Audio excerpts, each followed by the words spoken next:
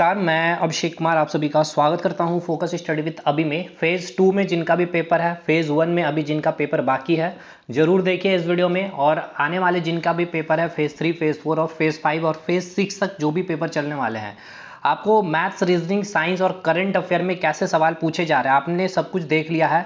लेकिन इस वीडियो के माध्यम से मैं बहुत कुछ चीज़ें बता दूंगा कि आपको अंत अंत तक कौन कौन से मैथ्स में, रीजनिंग में, साइंस में, करंट अफेयर में जहाँ से आपके सवाल बनेंगे, कितना टारगेट किस आपको सब्जेक्ट पर देना है, अभी भी जो भी बचा हुआ आपके टाइम है, या फिर एग्जामिनेशन हॉल में क्या चीज़ें रखनी है, सावधानियां, पेपर का लेवल जो अभी आ रहा है, जैसे कि आप एग्जाम रिव्यू देखने के बाद आपको लग रहा है कि काफ़ी आसान, या फिर जो लोग भी बता रहे हैं वो देखिए अभी उस पर भी हम आएंगे। उसके बाद क्या क्या बात करने वाले, सेफ स्कोर के ऊपर बात करने वाले हैं, और जिनका पेपर नहीं हुआ वो जरूर देखिएगा इस वीडियो को। इतनी सारी बातें यहाँ पर करनी है।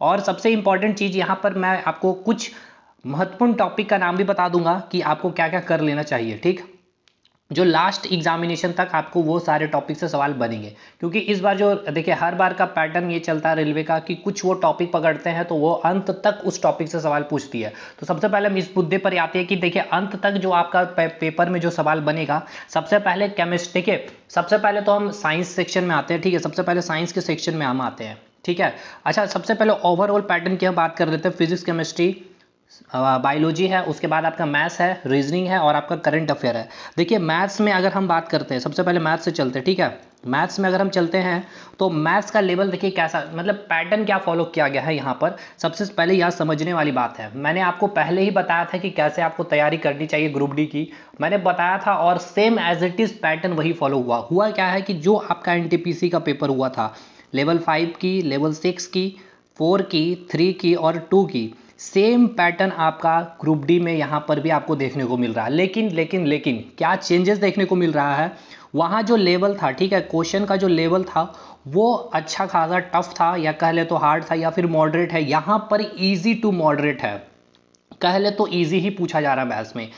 यहाँ पर आपके जो कैलकुलेशन है वो भी थोड़े अच्छे लेवल पे कैलकुलेशन करवाया गया था, लेकिन यहाँ पे जो ग्रुप डी में कैलकुलेशन नहीं किया कराया जा रहा। जैसे कि परसेंटेज की बात कर दी जाए तो सिंपली जो सभी लोग याद करते हैं 12.5%, उसके बाद 25%, इस तरह का परसेंटेज यहाँ पर यूज़ किया जा रहा है, ठीक है। लेकिन ये जो पैटर्न चल रहा है ये एनटीपीसी के पैटर्न पे ही पेपर चल रहा है। क्योंकि यहाँ पर देखा क्या गया है, आपके जो कैलकुलेशन बेस्ड क्वेश्चन, सिंप्लीफिकेशन है, बोर्ड मास है, नंबर सिस्टम, और इसी में एचसीएफ एलसीएम से मैक्सिमम क्वेश्चन आपके कवर किए जा रहे हैं। कम से कम 7 से 8 क्वेश्चन यहीं से आपके कवर हो जा रहे हैं। आउट ऑफ 25 7 से 8 क्वेश्चन सिंप्लीफिकेशन, बोर्ड मास, नंबर सिस्टम और एचसीएफ और एलसीएम से कवर हो जा रहे हैं, ठीक है। इसके बाद एडवांस सेक्शन, देखिए हमेशा पिछले साल की मैं बात करूँ तो ग्रुप डी में भी एडवांस के सेक्शन पूछे गए थे, और ऑलमोस्ट यहाँ पर भी ग्रुप डी में आपको जो है एडवांस के सेक्शन से क्वेश्चन पूछे जा रहे हैं।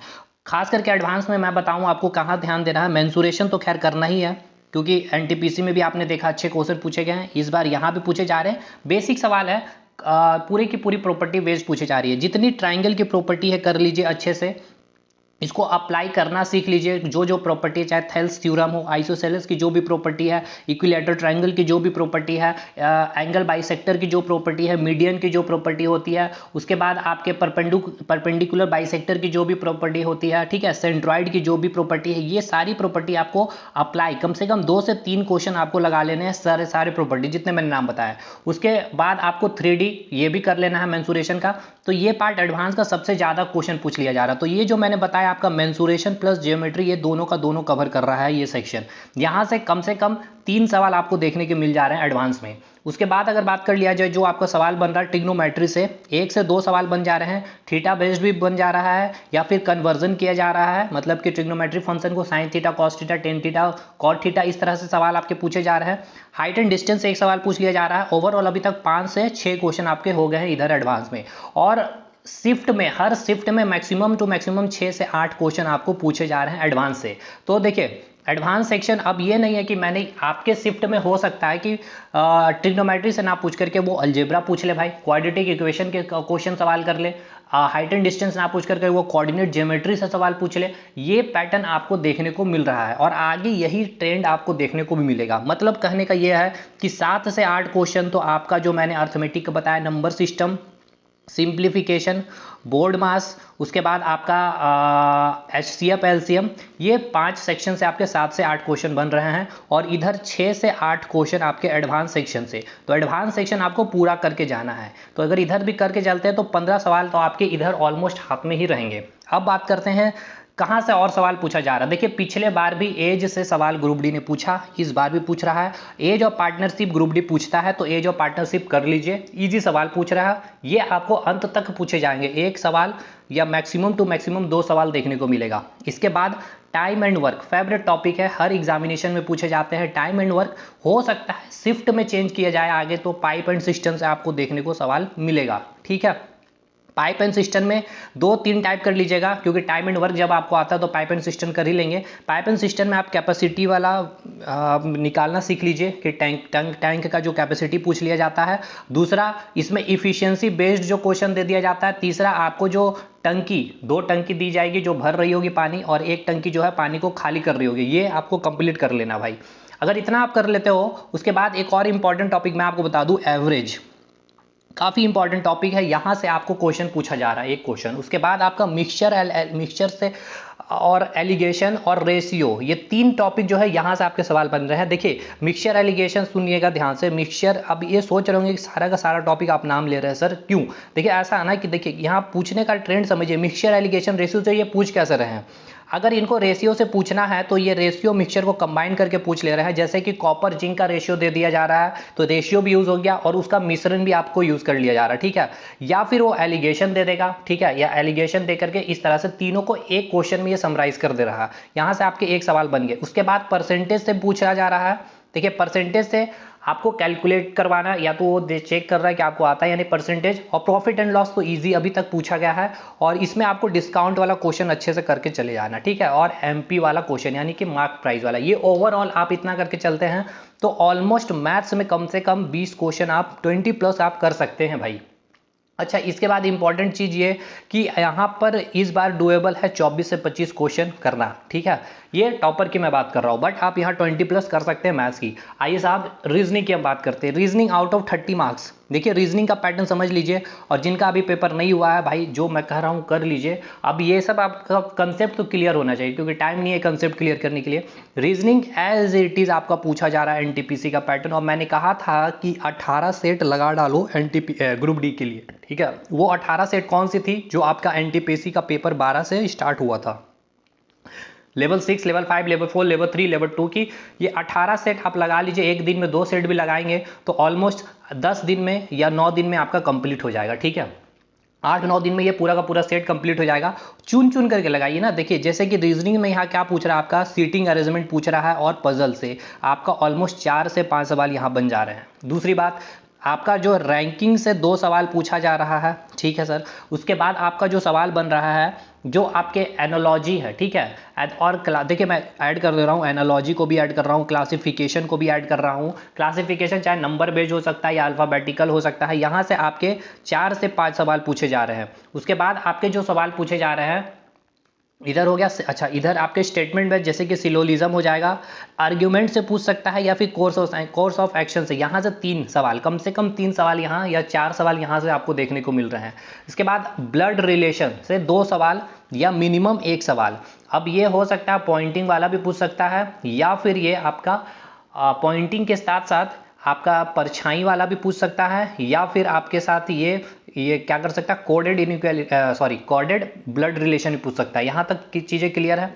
उसके बाद आपका जो सवाल पूछ रहा है इनइक्वालिटी से सवाल पूछ रहे हैं। यहाँ पे इनइक्वालिटी जैसे कि NTPC में आपको देखने को मिलेगा 2 तक सवाल यहाँ पे पूछा गया है इनइक्वालिटी से। तो ये ओवरऑल पैटर्न है रीजनिंग के लिए, ग्रुप डी के लिए। तो देखिए सबसे अच्छी अगर आपको तैयारी करनी है, कोई टेस्ट सीरीज नहीं लगानी है अभी आपको, तो आप करिए क्या, 18 सेट लीजिए, और 18 सेट के जितने भी रीजनिंग में पजल पूछा गया है, ठीक है, उसका सीटिंग अरेंजमेंट पूछा गया, एनालॉजी बेस्ड जितने भी है, क्लासिफिकेशन, ये सारा कर लीजिए, ब्लड रिलेशन, ये सब सारा क्वेश्चन ये 18 सेट से आप 18 सेट लगाते हैं तो ऑलमोस्ट आपका 30 क्वेश्चन भी लगा रहे हो तो 18 3 550 क्वेश्चन आपके रेडी है, प्रैक्टिस में हाथ में है एकदम, जो लेटेस्ट पैटर्न पे। दूसरी चीज यहाँ से ये फायदा है कि जो NTPC का जो लेवल है उससे लो लेवल पे आपका सवाल यहाँ पे पूछा जाएगा, मतलब इजी डुएबल आप कर लोगे। लेकिन हाँ, एक आपको कंसेप्ट क्लियर होना चाहिए और अप्रोच पता होना चाहिए कि आपको क्वेश्चन अटेम्प्ट कैसे करना है। दूसरी बात, अब हम आते हैं साइंस के ऊपर।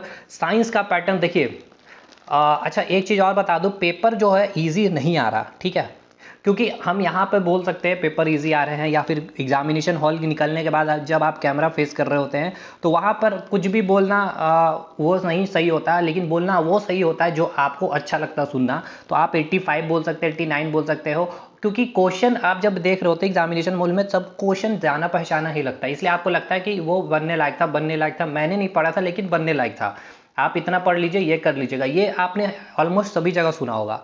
जो इंटरव्यू ले रहे हैं उनको ये पता होना चाहिए सबसे पहले कि मुझे लेना किससे है इंटरव्यू। आप 2-3 ऐसे स्टूडेंट को चूज करिए जो वाकई अच्छे स्टूडेंट, वहाँ उनके पहले बात कर लीजिए, आपने अटेम्प्ट क्या किया, कैसे क्वेश्चन, सब उसके बाद लीजिए। क्योंकि मतलब रियलिटी जो है कि वहाँ पर आप जाइए, एक्सप्लेनेशन देखिए, जो क्वेश्चन एक्सप्लेन करके क्वेश्चन सवाल करवा रहे हैं और उससे बेस्ट करवा रहे हैं, ठीक है, बहुत सारे चैनल करवा रहे हैं, अच्छे से करवा रहे हैं, उनको कीजिए फॉलो।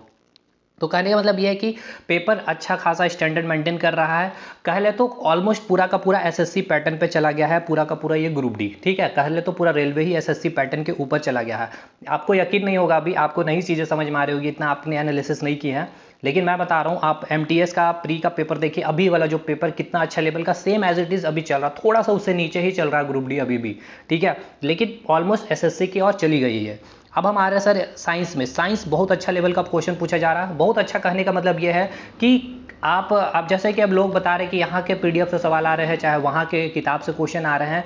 देखिए यकीन मानिए, आपको कोई किताब पढ़ लिया हो आपने, ठीक है, जेन्युइन मैं बात कर रहा हूँ, चाहे आपने पीडीएफ नोट्स पढ़ी, मैंने भी पीडीएफ दिए भाई, चाहे मेरे ही पीडीएफ नोट्स पढ़ लिए होंगे आपने, लेकिन यहाँ से सवाल आपके, भाई क्वेश्चन तो यहीं से आ रहे हैं। अरे आपने सब कुछ बता दिया है ना सर, तो क्वेश्चन बाहर तो आएंगे नहीं। लेकिन ये मतलब ये मायने रखता है कि आपने कितना उसको अच्छे से माइंड में रखा है। कहने का मतलब ये है कि कंसेप्ट क्लैरिटी कितनी है।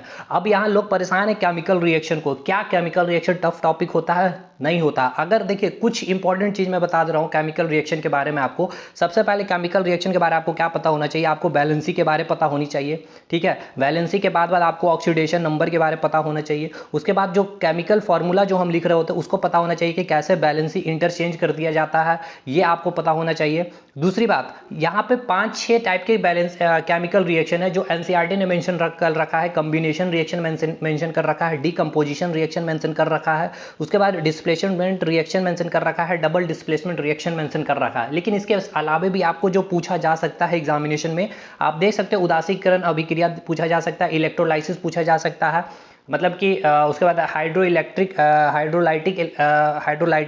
रिएक्शन आपसे पूछा जा सकता है। उसके बाद आपको डिकम्पोजिशन में आपको डिकम्पोजिशन की मैंने बात कर ली है। उसके बाद आपको हाँ एक्सोथर्मिक रिएक्शन पूछा जा सकता है, इंडोथर्मिक रिएक्शन पूछा जा सकता है, ठीक। अब एक्सोथर्मिक को भी कैसे रिएक्ट करके आपने कैसे रीड किया है कंसेप्चुअल, क्योंकि देखिए एक्सोथर्मिक और एंडोथर्मिक, एक्सोथर्मिक जहां से एनर्जी निकल रहा होगा और एंडोथर्मिक जहां पे एनर्जी वो जहां हम एनर्जी दे रहे होते हैं। तो एंडोथर्मिक आप डिकम्पोजिशन रिएक्शन से रिलेट करो तो डिकम्पोजिशन रिएक्शन में क्या होता है कि सिंगल कंपाउंड का क्या होता है, हम क्या करते हैं एनर्जी देते हैं, energy in the form of light, electricity या फिर हीट के फॉर्म में हम देते हैं, और उसको हम क्या करते हैं एक सिंगल कंपाउंड को हम 2 या 3 प्रोडक्ट में उसको डिवाइड कर देते हैं। तो इसके लिए हमें क्या करना पड़ रहा है, एनर्जी देना पड़ रहा है। मतलब वो सारे डिकम्पोजिशन रिएक्शन वो कैसे होंगे, इंडोथर्मिक रिएक्शन होंगे, ठीक है। तो ये आपको पता होना चाहिए, ठीक, ये सारी चीजें आपको पता होनी चाहिए साहब, तभी होगी चीजें क्लियर। इस तरह से सवाल आपके पूछे जा रहे हैं, तो ये पीडीएफ और किताब से नहीं होगा, ये समझ में आपके जब तक दिमाग में नहीं बैठेगा तब तक नहीं। तो किताब की क्वेश्चन पीडीएफ से ही आ रहे हैं। अब मैं अपने बायोलॉजी नोट्स के बारे में बता दूं, वहां से A to Z झंडा फहराया है इसने, ठीक है, फहराते रहेगा लास्ट एग्जाम तक। और यहाँ मैंने कंसेप्ट दिया था, इसलिए कहता हूँ कंसेप्ट के ऊपर काम करिए, जाके वीडियो देख लीजिए। कंसेप्ट क्लैरिटी, हर एक टॉपिक, वो नहीं कि मैंने कुछ टॉपिक करके छोड़ दिया पेड क्लास के लिए, जो कराया शिद्दत से कराया, क्वेश्चन वहां से बन रहे हैं, बनेंगे अंतिम तक, चाहे वो बोटनी की बात कर ले, प्लांट की, चाहे वो जूलॉजी की। मतलब अब देखिए टॉपिक में आ रहा हूँ साइंस के, खैर काफ़ी डिटेल चला गया केमिकल रिएक्शन में। तो सबसे पहले ये है कि केमिकल रिएक्शन कर लीजिए अच्छे से, ये अब स्टार्ट किया है तो अंतिम एग्जामिनेशन तक केमिकल रिएक्शन से सवाल पूछा जाएगा। दूसरा टॉपिक फिजिक्स में आइए, एक मिनट साहब,